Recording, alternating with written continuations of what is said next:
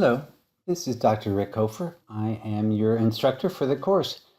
What I want to do in this video is to talk about the policy analysis paper that is due the last week of the class. Clearly, you don't want to wait till the last week of the class to do this, so that's why I want you to watch this video at least once so you know what the expectations are and how it will be graded. I'm sure that you want to do as well as you can, and I hope that this video will help you. The policy analysis paper is worth 30 points. So that's quite a bit out of the 100 for the course. That's about 1/3, obviously. So let me just go over this so that you know what you're going to be graded on. This assignment requires you to write a policy analysis paper on a bill or act, or law, that is, at the state, federal, local, you can do local level, or even in a different country. You can use a multinational organization such as the United Nations as well. So this policy analysis is the core of the course, and so it's important that you take this very seriously. It should be thoroughly researched and well written. Now, it's not that long for everything that's being asked, so you're also going to have to be terse and very clear in your writing. There just won't be enough time or space to ramble on about things that aren't directly related to the criteria. The paper should be double-spaced and in APA format.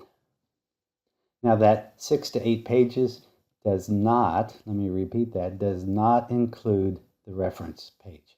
And you're going to have a lot of references, I imagine. So there are specific sections for this assignment, and they're listed in the course text under Chapter 6, where we lay out the model for policy analysis. But let me look at the sections of the paper one by one. There will be these sections. There'll be an introduction that describes the purpose of the paper. This is basically 1 or 2 or maybe 3 sentences, so it's not worth very much, but it's important that you set the stage for the reader.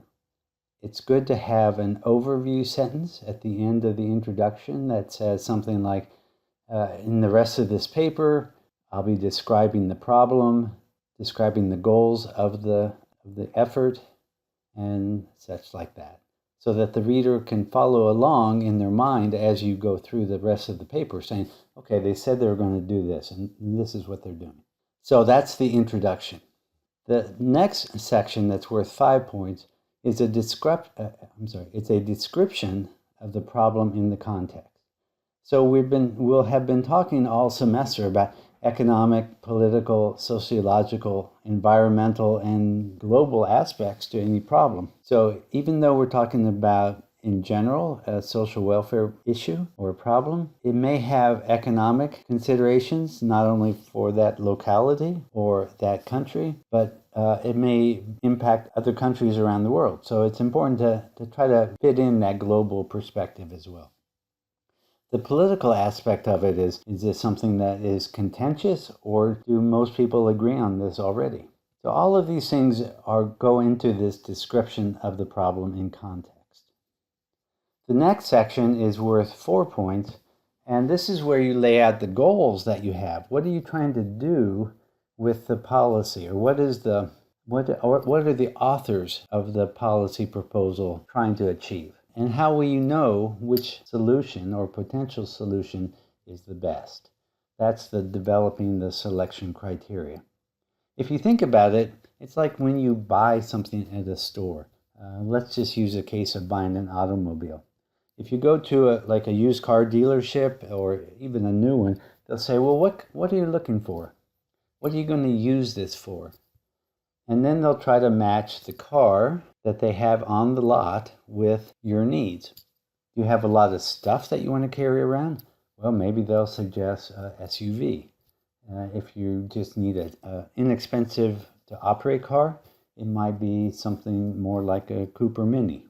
But that would be your goals that you're trying to achieve. and how will you know that you've achieved that? Obviously, with social policy, it gets a little more complicated, but it's the same rational thinking process that we go through many, many times a day. The next section that you'll deal with in the paper is what are two policy plans that could meet these criteria? So maybe you're looking at the cars and you say, well, a Honda Civic is pretty good, but so is the Ford Fiesta. Those are two alternative solutions that you might check out, and then you'll be able to compare each of those vehicles with the criteria you have. Similarly, then, with a policy, if your primary goal is to alleviate environmental issues and make an impact on climate change, that might be your most important criterion. And so you would look at these two policy plans and see which of these two is more effective in improving the future ecological needs of society and the world. So you have to develop the criteria, which you did in the previous section. Then you have your two alternative policy plans. And then the next step is you compare the two alternatives using your criteria, just as I was suggesting about the automobiles. And then you pick one. That's the key thing. You have to actually pick one and describe why this is the better solution. Your next section discusses possible ways to implement this approach. Where are the issues going to arise? What makes this difficult? Do you need to have international agreements? Is this something that you can do in your own locality, regardless of what other jurisdictions are doing?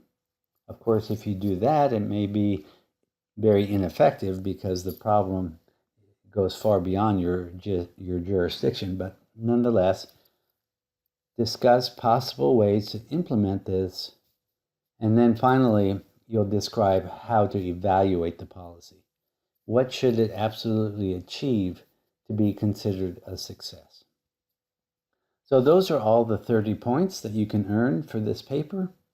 And I hope that this discussion helps you even now as we're reading the chapter on policy analysis. I hope that this helps you kind of look ahead at the policy that you might want to look at in your paper. Okay, so any questions, be sure to post it in the question and answer section of the course, and I'll be glad to answer that. Looking forward to working with you on this paper. It's a major paper, and so it may take a while. You may come up with some dead ends, and you'll certainly have questions that I hope to be able to answer. Thanks.